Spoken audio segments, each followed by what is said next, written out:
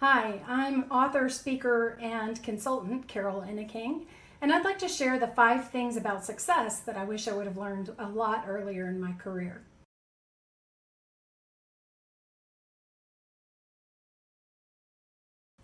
First of all, you're only in competition with your own best self. It is so easy to look at everyone else and wonder how you're doing compared to them, and it's such a losing game. So think about what you're doing versus what you're capable of doing. And if you focus on that, you're likely to be much happier, less worried about what everyone else is doing, and far closer to achieving your own potential.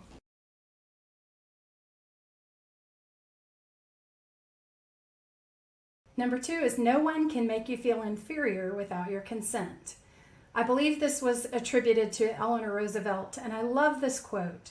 I used to be so worried about what everyone else thought of me, and if I had hung on to all of that, I would not have achieved the career success that I have. We can't always make other people happy. And while we should be concerned about how we're perceived by others and doing our best to collaborate with others, you don't want to let their negative thoughts turn into your own reality. You're not defined by someone else, and they don't know you the way you know yourself.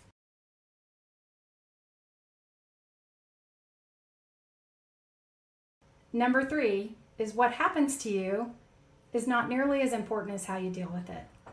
Things are going to happen. Things are not always going to go according to plan. Some things are terrible. I've had more than my share of those things, but I've also developed a lot of resilience. And resilience is the one thing I know I can count on to pick myself back up, learn from the experience, and find something good ahead.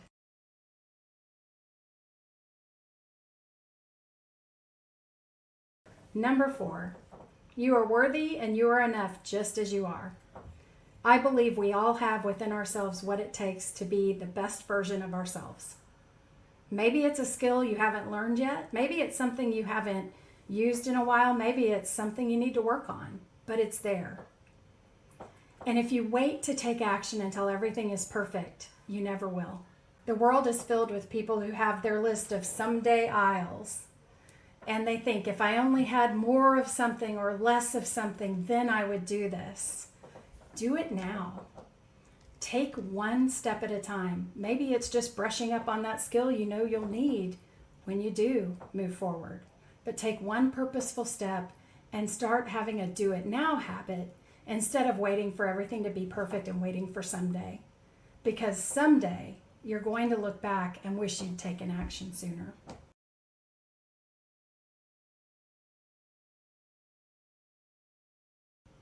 And along with that, number 5, my final thing I wish I would have known is set big goals. A number of years ago, I made a lifetime goal list.